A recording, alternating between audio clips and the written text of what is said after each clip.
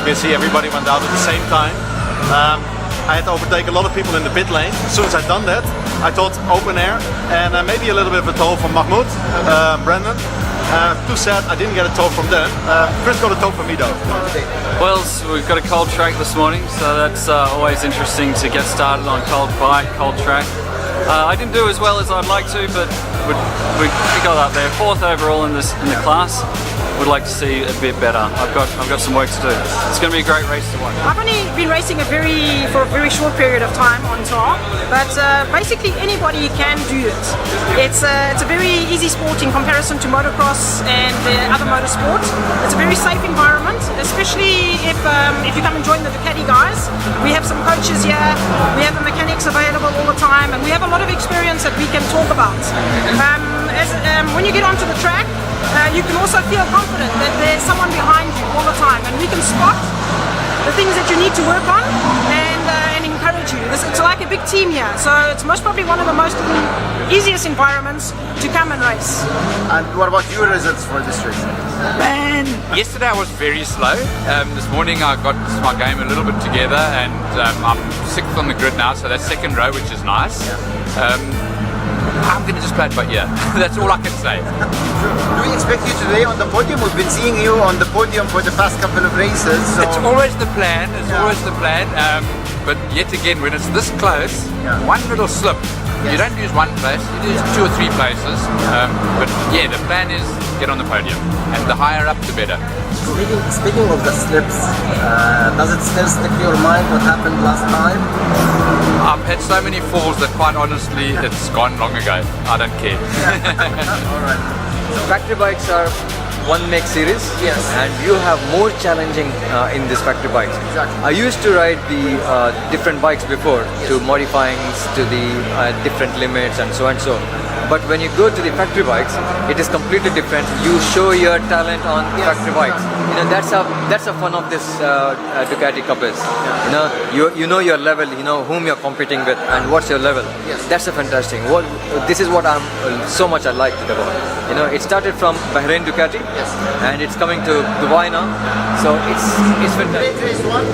What's your impressions of race 1, and what are you keeping for us in race 2? It was very difficult race, to be honest. We won, which is great, but actually it was really tough because first Sascha was really on it.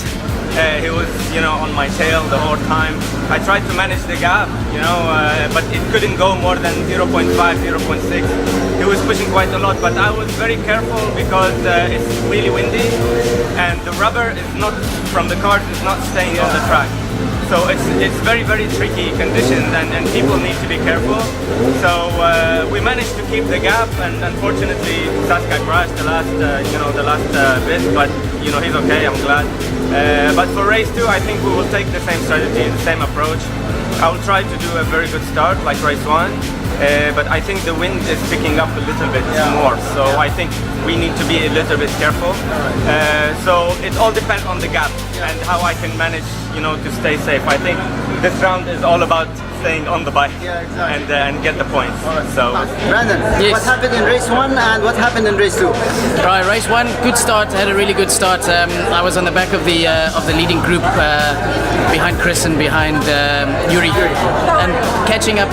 I was riding at a really comfortable pace, and I saw them started overtaking each other, and I thought I will just sit back and see what happens.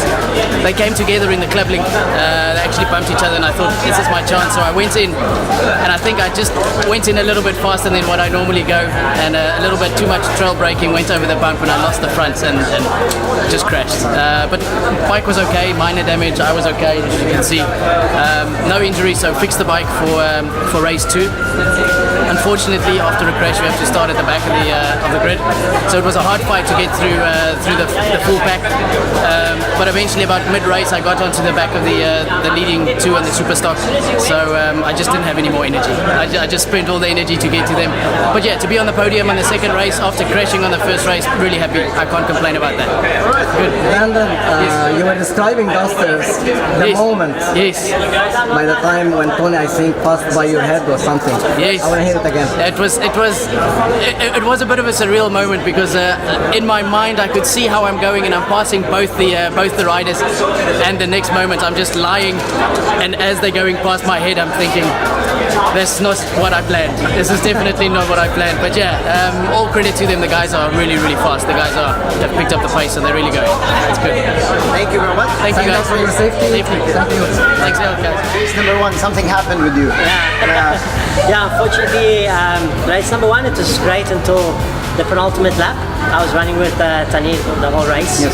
And I was like actually lining him up to try and take him on a penultimate lap, but I came in a bit too hot on the chicane just before the bowl. So what happened is I didn't expect it to go, but my front end just sort of gave me a little twitch, and I knew I was almost down, so I just eventually just lost the front.